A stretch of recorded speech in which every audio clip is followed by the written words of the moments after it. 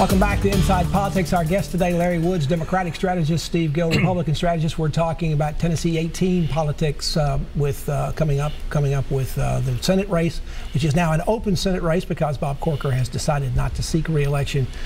Gentlemen, who are the leading candidates for this? Everybody wants to pick a front runner. You might think that would be Bill Haslam, the governor, if he gets in. But might it be co-front runners with Marsha Blackburn as well, the congressman? I think so. And as we were talking just at the end of the last segment, if Bill Haslam runs, I think you will see Donald Trump play. Not only did Bill Haslam say he wasn't going to vote for the Republican nominee, Donald Trump, but you've seen his family weigh in against Donald Trump as well, even as early as this week. He asked Trump to step down off the ticket at one point. And if he didn't, he said, I will not vote for him. I'll write in another Republican. So I think there's real animosity towards Haslam. I think Marsha Blackburn, again, if she runs, will have a consolidation of support. But you've got Andy Ogles, the former state director of Americans for Prosperity, who's already in. Does he stay in? You've got folks like Stephen Fincher, former congressman from West Tennessee, who is talking about running, or at least exploring it. You've got a young guy out of Memphis, a Memphis city councilman, Worth Morgan, whose family is worth millions and millions, who would be probably early in his career to give a go, but he's looking at it. So I think it's open until those two major candidates, Haslam and Marsha, make a decision. Larry, Blackburn versus Haslam, that would be two Republican longtime officials, public servants in this state, who come from very different wings of the party. Is this going to expose all the rifts and the cracks and the disagreements within? The Tennessee GOP has always looked kind of together. Maybe not so much? Not so much anymore. Plus, my Democrat, whoever the nominee is going to be, they're going to be three or four running, at least three or four running that Democratic primary, are going to be happy to widen those cracks for them.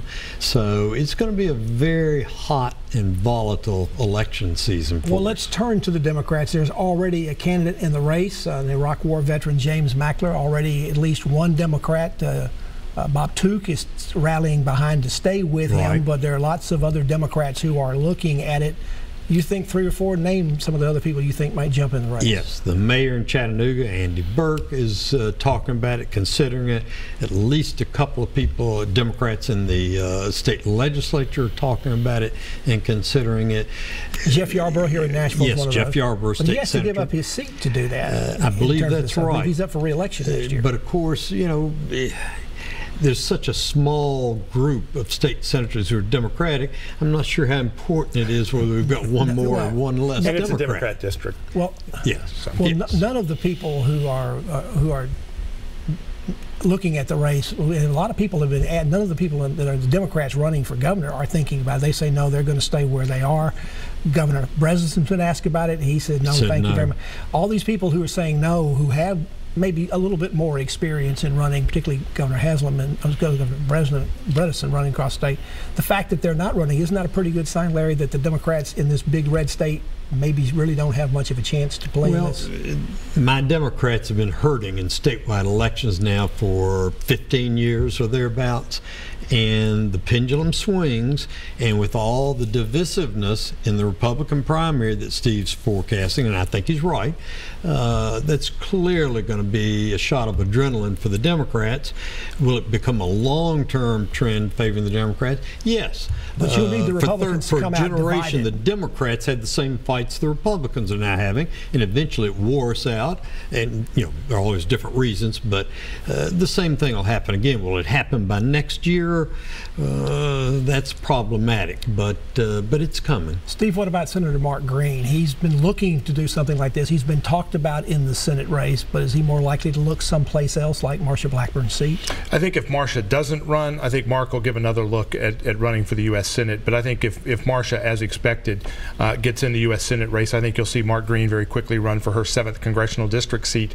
And on Larry's thoughts, I think the Democrats will have a hard time. Again, Donald Trump carried 92 out of 95 counties, won counties that just a few short years ago were Democrat counties by 75 to 25, 85-15 in some of those rural Tennessee counties. So there's been a big conservative shift.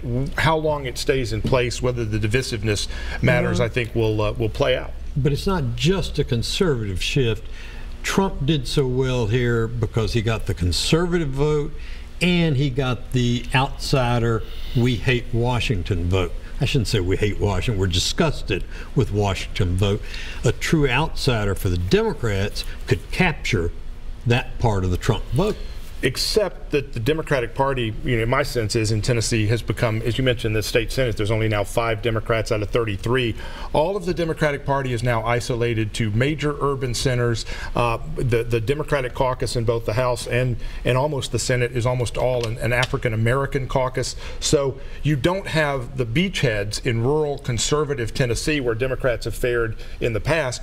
And you don't have the issues that are pushing in those areas. But Mary Mancini, the Democratic State Party chair, is doing a great job of rebuilding. So behind the scenes and under the headlines, I think this shift is going on. Now, how quickly, again, I can't predict. And Steve, using the Trump vote, he is such a unique kind of candidate. He may not necessarily be the bellwether of what will be the long-time vote for the Republicans in the state. And it doesn't transfer. In fact, he may show he may show the volatility because you may see a switch back if for some reason the public decides they either don't like Trump or they don't like Washington and the Republicans. Except that, again, you've got first of all, the question is whether any of his stuff can transfer. And we saw in Alabama that even him coming in for Luther Strange still saw the guy get beat by 10 points.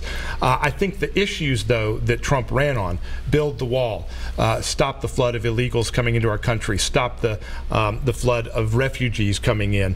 I think the issues that drove Trump will play well in Tennessee. And when you look at the polling, those issues are still strong, which, again, when you get back to a Marsha Blackburn, Bill Haslam race, Bill Haslam has been for tuition for illegals. Marsha Blackburn is against it. Bill Haslam's brother has supported kneeling during the national anthem. Marsha Blackburn is leading the fight against it. Bill Haslam was for expanding Obamacare, Common Core. There are major weaknesses policy-wise with him and where Tennesseans are. Larry, it sounded like the campaign just started. Let's take a break. Larry Wood's our guest, Democratic strategist, Steve Gill, Republican strategist, back to talk more about 2018, particularly the U.S. Senate race. This looks like it's going to be quite a race. More after this break.